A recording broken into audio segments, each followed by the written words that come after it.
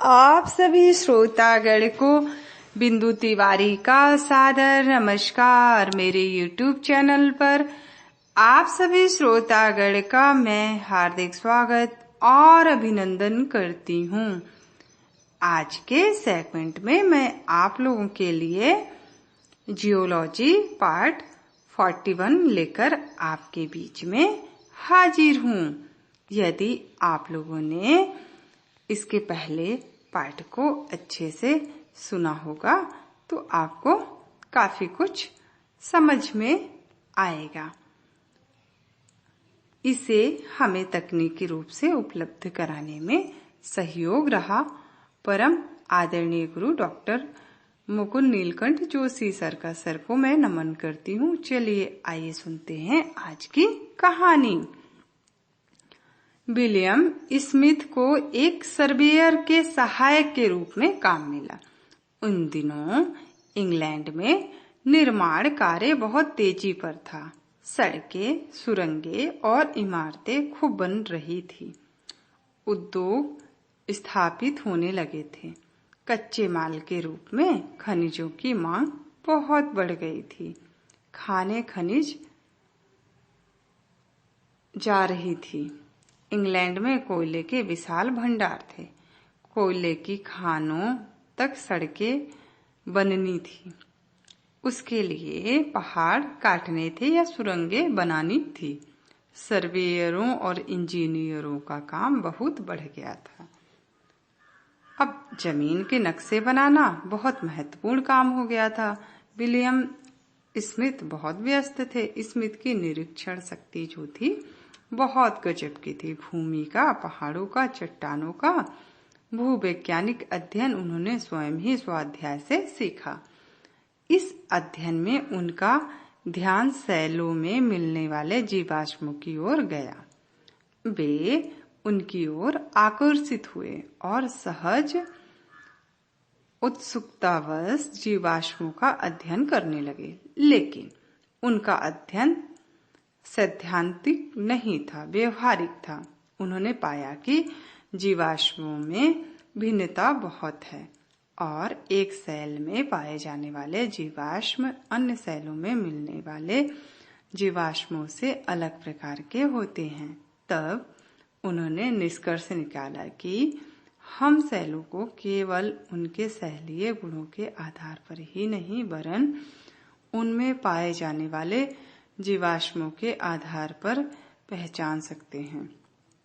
चूने का पत्थर ही है, पर एक जगह के चूने के पत्थर में मिलने वाले जीवाश्म दूसरी जगह के चूने के पत्थर के जीवाश्मों से भिन्न हो सकते हैं। और यदि जीवाश्म भिन्न है तो भले ही दोनों जगह चूने का पत्थर ही हो, पर वह एक दूसरे से अलग होगा, अलग काल में बना होगा या हो सकता है अलग वातावरण में बना हो। निर्माण कार्य में जमीन के नक्शे बनाते समय स्मिथ अपने इस ज्ञान का बहुत उपयोग करते थे। उन्होंने यह मत बना लिया था कि स्तरों को जीवाश्मों के आधार पर पहचाना जा सकता है।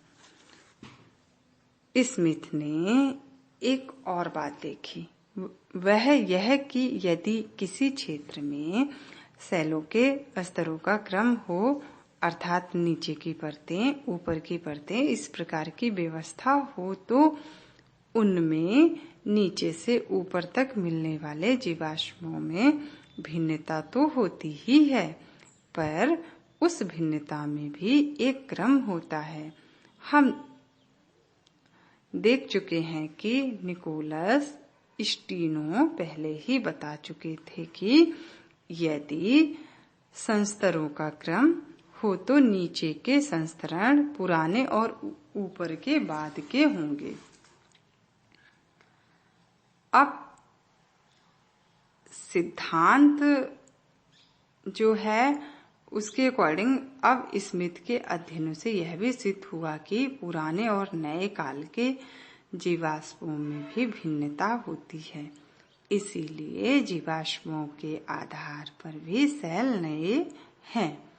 या पुराने बताया जा सकता है, या यूं कह लें कि सेलों की काल गणना के लिए जीवाश्म उपयोगी हो सकते हैं।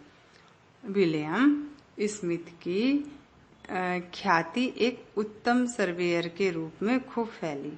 उन्हें दूर दूर से बुलाया जाने लगा। इन अवसरों का उपयोग उन्होंने सारे इंग्लैंड के अलग अलग भागों के सेलों और जीवाश्मों के अध्ययन के लिए किया और 20 वर्षों के अपने अध्यवसाय से इंग्लैंड का पहला भूवैज्ञानिक मानचित्र तैयार किया। स्मिथ देखते ही स्तरों को पहचान लेते हैं, इसीलिए लोग उन्हें विलियम स्ट्रेटा स्मिथ कहने लगे। उन्होंने इंग्लैंड का पहला भूवैज्ञानिक मानचित्र बनाया, इसलिए उन्हें इंग्लैंड के भूविज्ञान का पिता भी कहा जाता है। स्मिथ ने जो सिद्धांत दिए वे आज स्तर क्रम विज्ञान के 2 मूल सिद्धांत माने जाते हैं और उन्हें हम प्रिंसिपल ऑफ फर्नल डिसिमिलरिटी और प्रिंसिपल ऑफ फर्नल सक्सेशन के नाम से जानते हैं। तो बिल्कुल सही बात है कि इतनी अच्छी बातें हमें पृथ्वी के अंदर के बारे में पता चली इस स्टोरी के माध्यम से। और इसी तरीके से आप लोग सुनते रहिए। हम आपसे इजाजत लेना चाहेंगे और नेक्स्ट वीडियो में हम आपसे मिलते हैं। इस वीडियो को उन तक जरूर शेयर करिए जो लोग इंटरनेट सेवा से वंचित हैं। आप सभी का आदर, सम्मान और स्नेह पाकर आप सभी को तहे दिल से बिंदु तिवारी का बहुत बहुत शुक्रिया। नमस्कार, बाय बाय।